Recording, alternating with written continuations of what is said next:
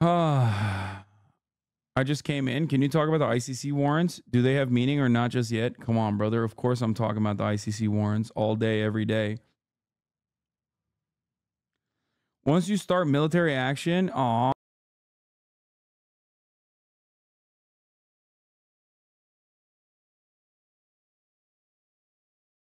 Now let's look at what this bald man has to say. Karim Khan, welcome to the program.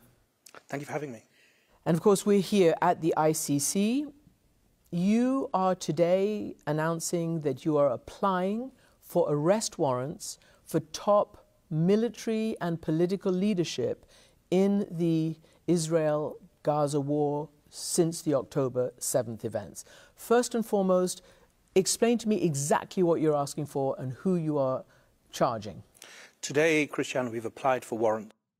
Such a Hasan fan, but I'm literally struggling with the Hamas takes. I can only conclude that I'm either uninformed on his opinions or I am a moron. Wait, what do you mean? I don't think you are a moron. What are you confused by? My trolling account? To the pretrial chamber of the International Criminal Court. Israel-Gaza war, fuck you. What do you mean? She literally said October 7 incidents. Okay? That is like, you're out of your mind if you think that that is the framing on October 7 being anything but like the worst atrocity since the Holocaust upon Jewish people or whatever is instantly going to cause me to believe that this will be a relatively tame interview. Okay? That's a genuine change of attitude and genuine change of pace in the way that you're communicating it.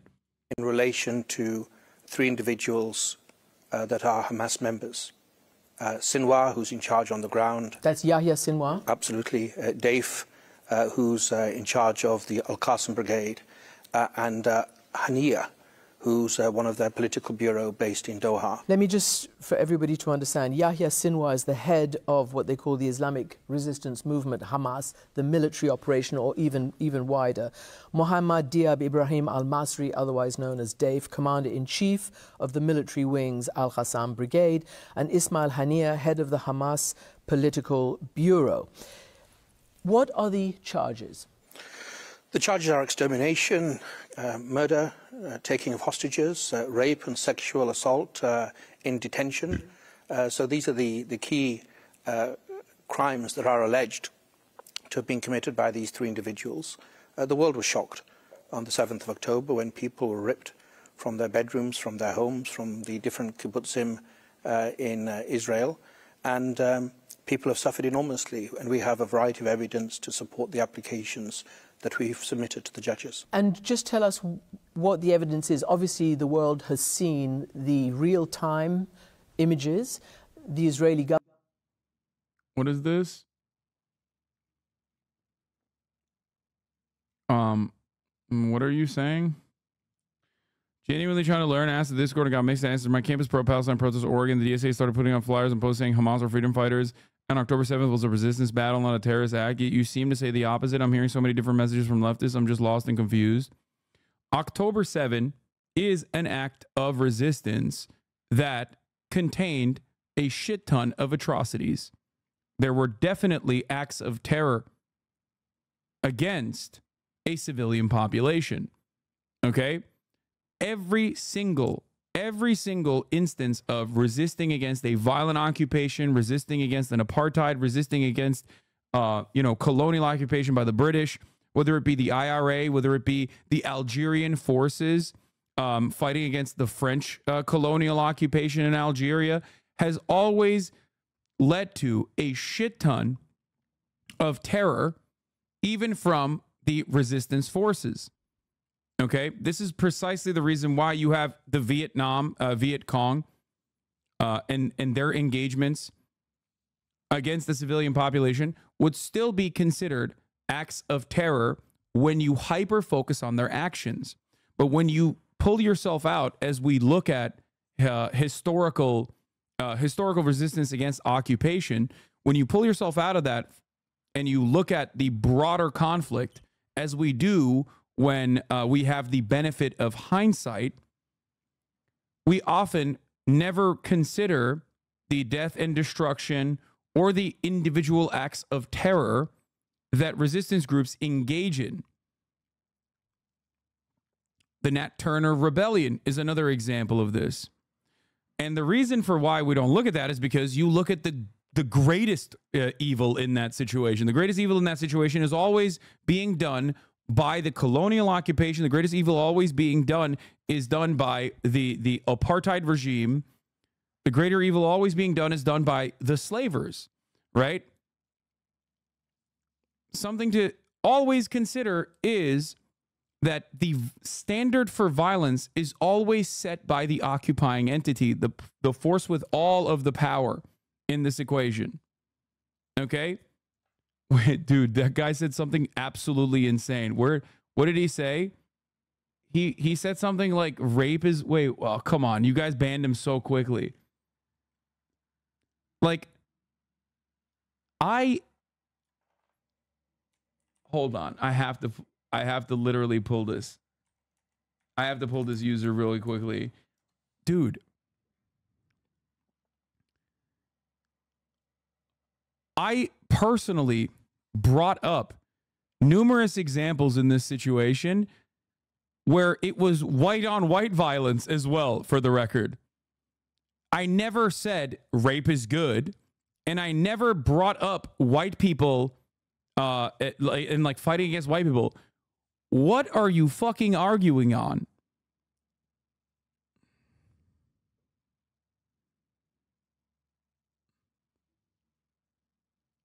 What the fuck are you saying? Are you on drugs?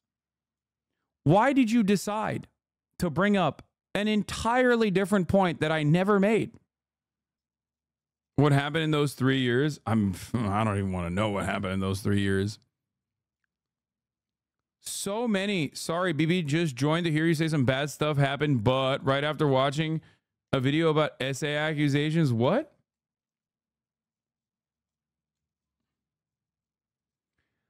I'm sorry, guys, but like, this is the reason why I can never have healthy discourse with a lot of people, because for them, I'm not arguing against like actual points that I'm making. I'm arguing against what points they've made up in their own fucking minds. Like, I can't battle your demons, man. The Iranian, like, how am I supposed to give you a conclusive answer when the assertions that you're making are just, they're born out of not facts, not something that you actually heard, but instead things that you personally fucking came up with on your mind. I'm fighting your own demons.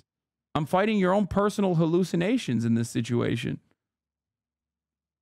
Anyway, let's continue. The government has put out videos which it's shared to the UN and others, journalists, about what happened. There are body cams on many of the Hamas fighters, whoever was there at the time. Is that the evidence, or do you have more? We have more. We have authenticated videos and photographs. We have CCTV, camera pictures.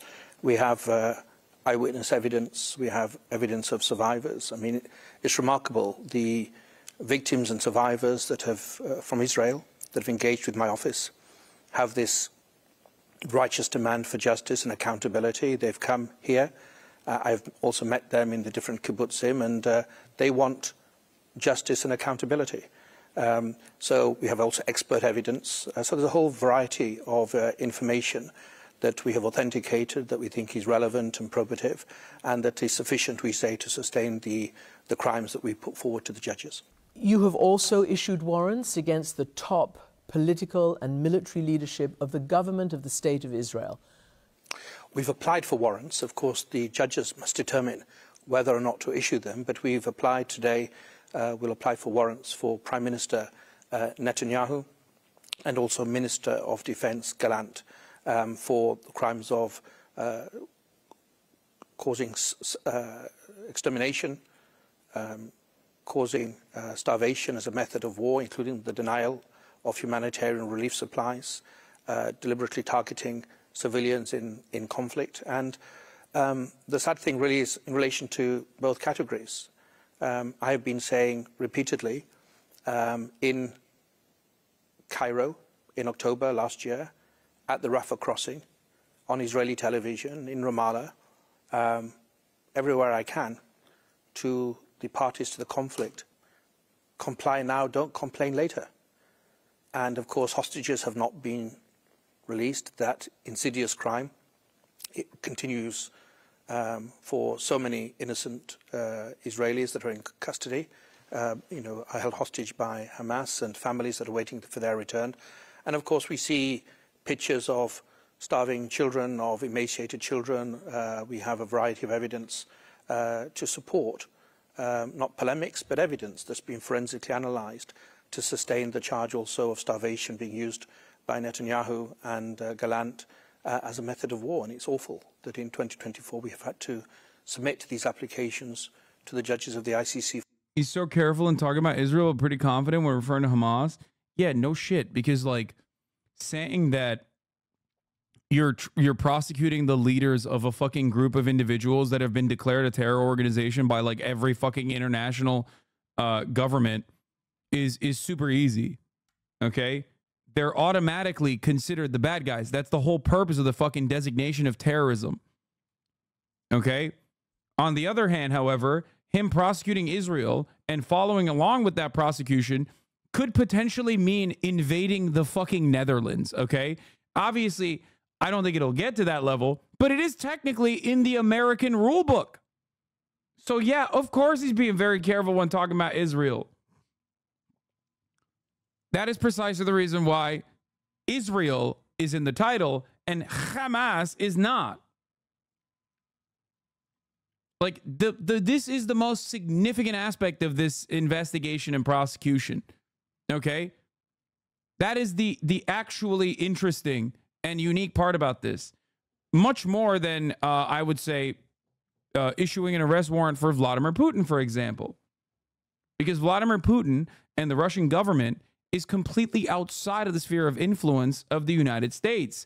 These international organs of justice, every matter of like international organization that operates in the Western world, whether it be the UN, whether the ICJ, all of these organs of justice and international cooperation have historically, like post World War II, when many of these things like started, many of these institutions were formed, have always worked at the behest of American empire, have always worked alongside the interests of Western imperialism.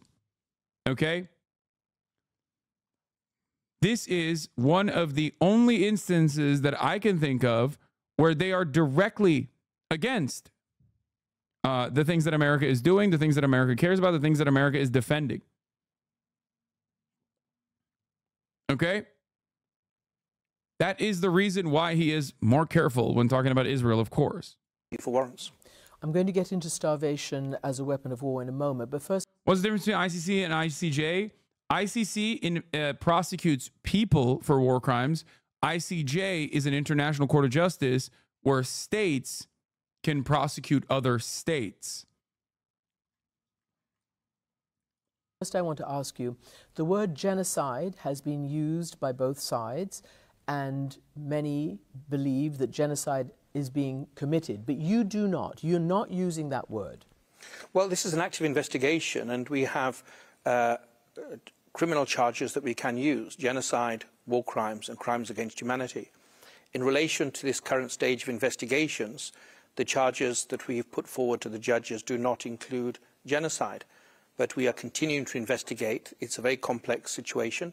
We've not been allowed access into Gaza by the Israeli authorities. We're also continuing our investigations in relation to the Hamas attacks, and if and when the evidence points us in a particular direction, we will not hesitate to act. So it's still an active investigation, but yes, today we haven't. What is extermination? It's mass killing. Different than genocide? Yes. Genocide is defined by specific intent, not only killing, but an intention to destroy the group in whole or in part. So it's a specific intent to destroy the group in whole or in part. So we have not included in our application today a request for warrants for the crime of genocide. So extermination, war crimes, crimes against humanity. I want to ask you about starvation because... N-word discourse for genocide? Bro, he's a lawyer. This is the only fucking part. He's a prosecutor. The only part in which like the semantics bullshit actually plays a role is that there is no current real decision. We all know that what Israel is doing is genocidal, okay? Obviously. But the ICJ court process has not moved along to come to that conclusion.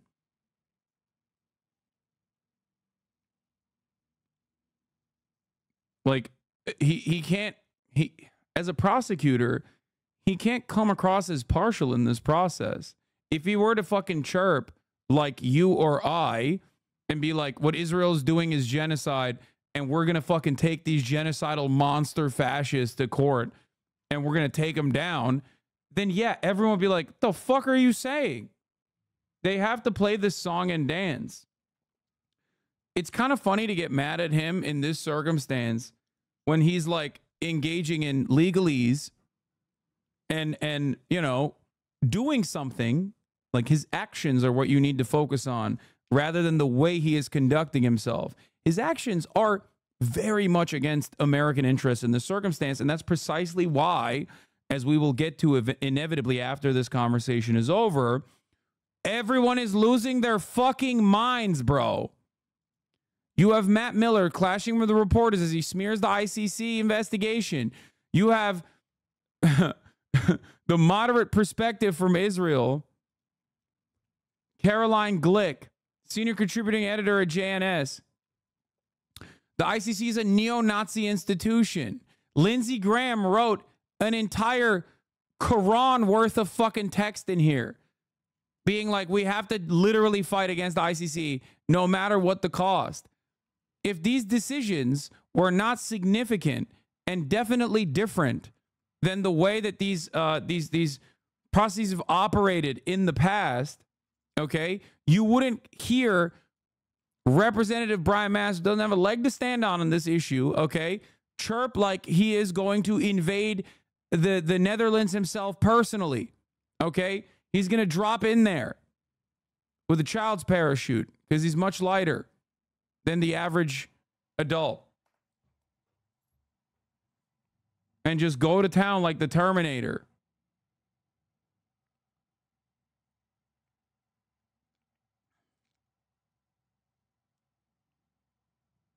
And for the record, of course, everyone in Israel, including the fucking liberals,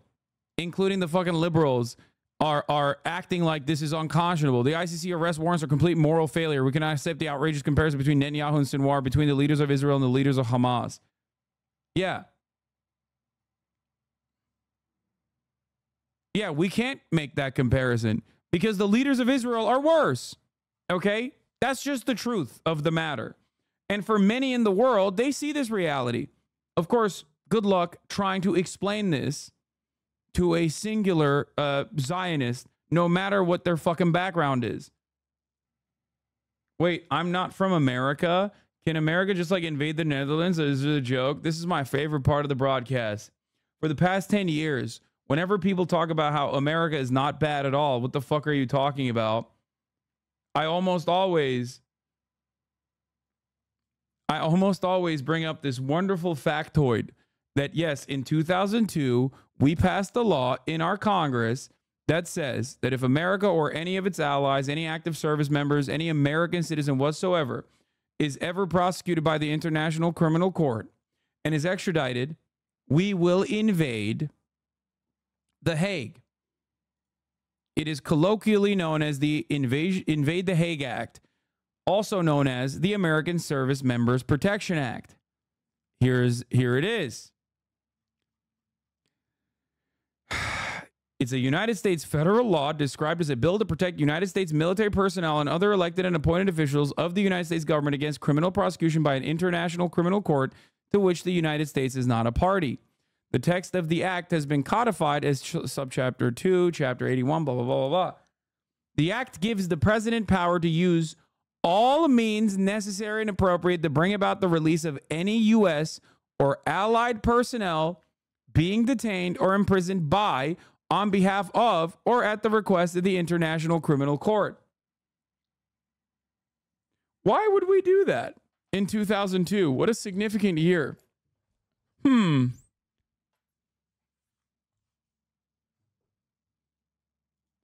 There is a law that we passed in Congress that dictates that if an American citizen, if any kind of American service member, active duty, or vice versa, is ever brought up to the International Criminal Court, if they are extradited to the International Criminal Court, the U.S. Hague Invasion Act will kick in. You heard that right. We will invade the Hague. U.S. President George Bush today signed into law the American Service Members Protection Act. That's what that's what it was called, which is intended to intimidate countries that ratify the treaty for the International Criminal Court. The new law authorizes the use of military force to liberate any American. The full list of people covered in the text of the bill. The term covered allied persons means military personnel, elected or appointed officials, and other persons employed by or working on behalf of the government of a NATO member country, a major non-NATO ally, including Australia, Egypt, Israel, Japan, Jordan, Argentina, the Republic of Korea, New Zealand, or Taiwan. Y'all insane, mate? Actually cooked? It's just bad guy shit. The faster you come to that recognition, the easier a lot of this becomes to understand. This does not mean that like all of the decisions that America makes is bad, or it certainly does not mean that like America's enemies are good. A key distinction that no one seems to understand when I talk about it. It's just America big bad, and then other countries also bad, just not as big bad as America in many instances. There can be certain circumstances where other countries are worse, okay, in hyper-specific scenarios. But ultimately, you know, this is big bad shit. This is big bad guy shit.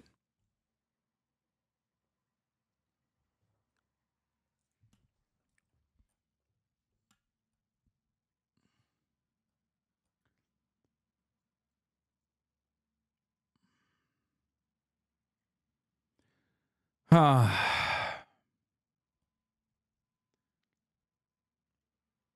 favorite of those pro-Israelis who are about for Ukraine, I think there's probably more people in Israel that are about that are more pro-Russia. Most of the pro-Israel, pro-Ukraine people are in America because their positions just simply align with whatever the fuck the American State Department is interested in.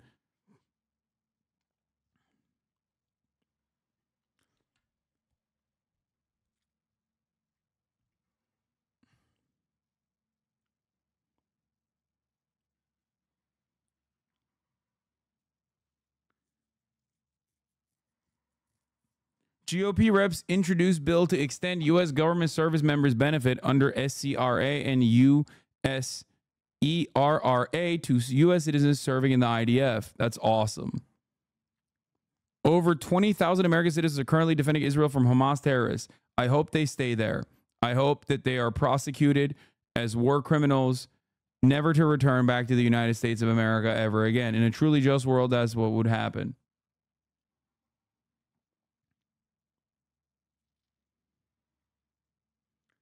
Anyway, as our closest ally in the Middle East continues to defend itself against terror, many brave Americans have decided to lend a hand, said Miller. I'm proud that this legislation extends important protections to those Americans who chose to risk their lives in the fight against terror. That's crazy. Regarding that DSA chatter, look, after mentioning 76 years of oppression and occupation, you'll hear, okay, but no historical context justifies massacring civilians like that. I agree with that. Even though those same people fail to apply that standard to the context of the war. Once you're at that point, the important questions that rise are then what's driving the conflict and who has the power to stop it? Questions which get much clearer answers upon any serious look into history. Yeah. The TLDR of that is Israel is responsible for October 7 and any kind of violence that Israeli citizens have experienced as a consequence of the Israeli apartheid regime. Israel has all the power to stop this conflict. Israel has all the power to stop the genocide. Israel has all the power to give full-blown civil protections and civil liberties to every single Palestinian living under its settler colonial occupation. Approximately 50% of the Israeli population is Russian-speaking.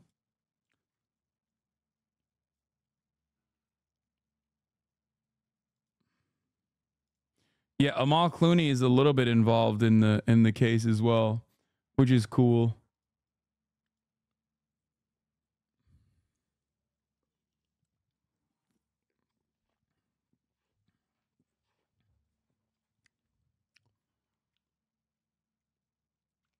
Is there any hope for Israel and Palestine to stop fighting and be able to come to some solution, whatever it may be, without international interference? No.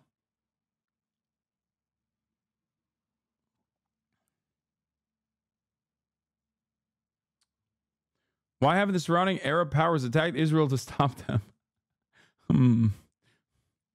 Much to consider here. Why haven't they? Yeah, why haven't they used their American ordnance, American precision guided munitions, American fighter jets, and American trained soldiers to go and fight Israel? That's crazy. Why don't they fly their American jets out of American military bases only to fly back to get refueled by other American, like direct American service members? Anyway, big bad shit. Something to remember and something to consider. The International Criminal Court has no jurisdiction in Israel.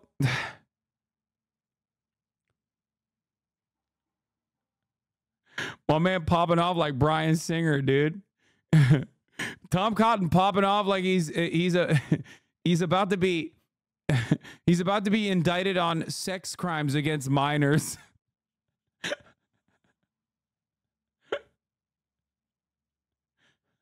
There is no international criminal court jurisdiction in Israel, okay? That's why I'm traveling there. I'll have you know, there's no extradition policy to the United States either.